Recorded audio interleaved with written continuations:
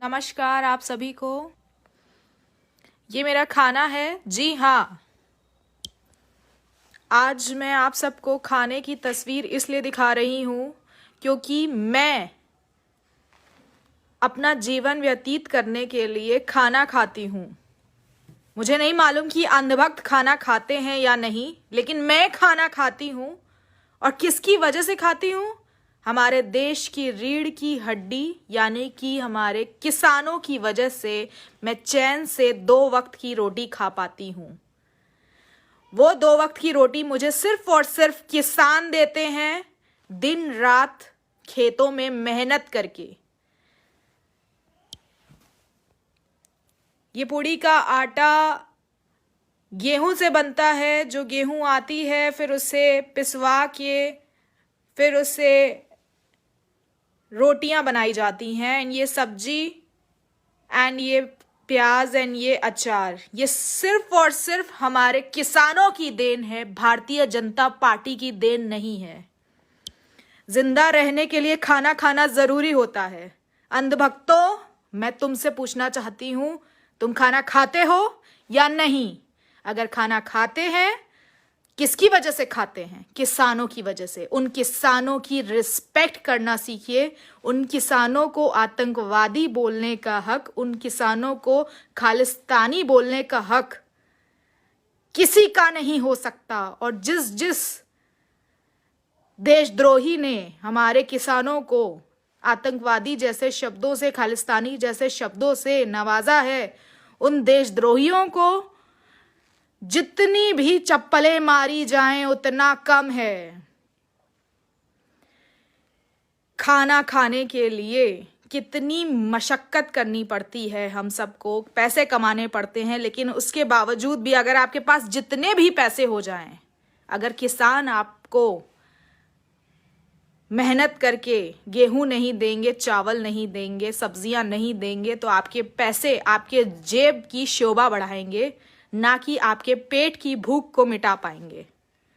ये खाना जिसकी वजह से आता है, वो किसान 40 दिन से आंदोलन कर रहे हैं सिंघू बॉर्डर पे। और तमाम लाखों लोग, लाखों किसान जो आंदोलन कर रहे हैं सिंघू बॉर्डर पे, उन किसानों के हक के लिए वो 3 काले बिल पूरी तरह से तबाह करने वाले हैं। वो 3 काले बिल वापस नहीं ले पा रही है भारतीय जनता पार्टी।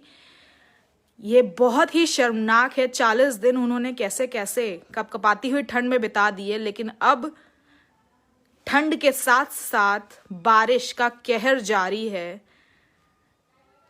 जो आम इंसान 2 दिन रास्ते पे नहीं बिता सकता, आज का ज़माना ये है कि बिना बिजली के इंसान जिंदगी बिताने का सोच भी नहीं सकता। तो जब रास्ते पे आपके पास ना ही बिजली है, ना ही आपके पास घर है, उस पे बारिश हो जाए, तो आप सोच के देखिए कि आपके ऊपर क्या बीतेगी।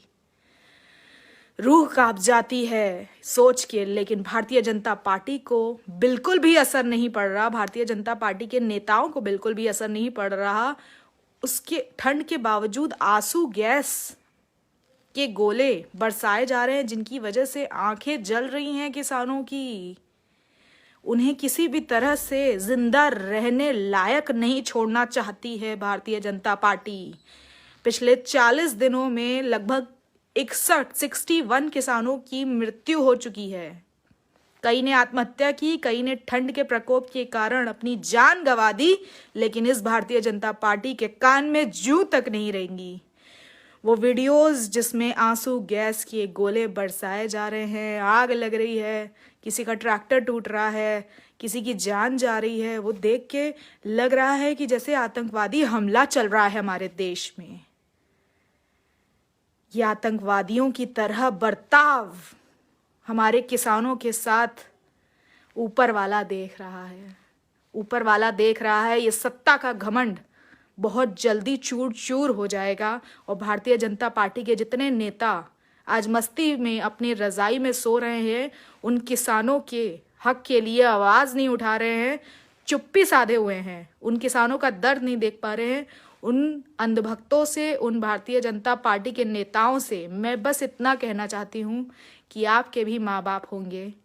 अगर आपके माँ बाप इस तरह से रास्ते पे बैठ के आंदोलन कर रहे होते अपने हक के लिए, तो आप यही कहते। शर्म आनी चाहिए, शर्म आनी चाहिए। चुल्लू भर पानी में डूब मरना चाहिए उन लोगों को जो किसानों के हक में सामने नहीं आ रहे हैं। किसानों के हक में जो भी इंसान सामने नहीं आ रहा है वो इस देश का सबसे बड़ा देशद्रोही है।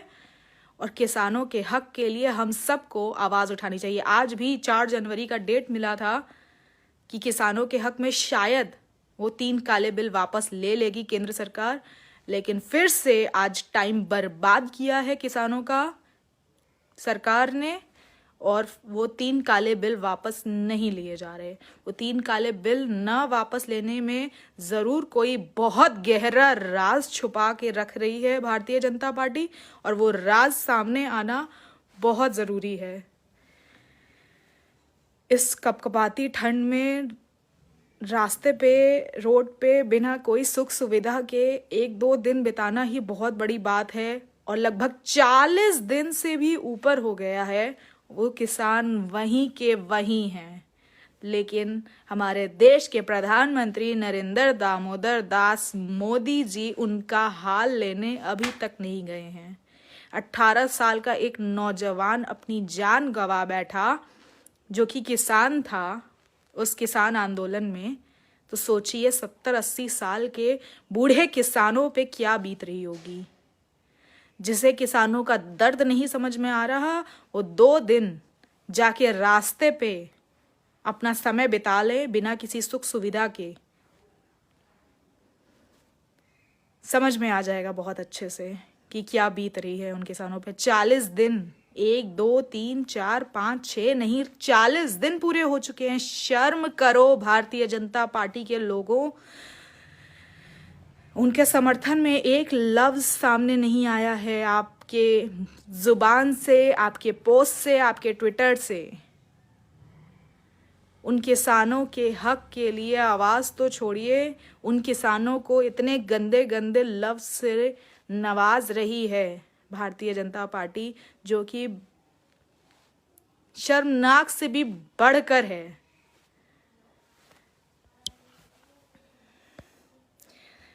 ये खाना जिन किसानों की देन है उनके लिए एक बार तहे दिल से शुक्रिया हमारे देश के हर एक किसान को, जिनकी वजह से ये खाना हम तक पहुंचता है। जय किसान, जय जवान। किसान एकता जिंदाबाद, जिंदाबाद, जिंदाबाद। धन्यवाद।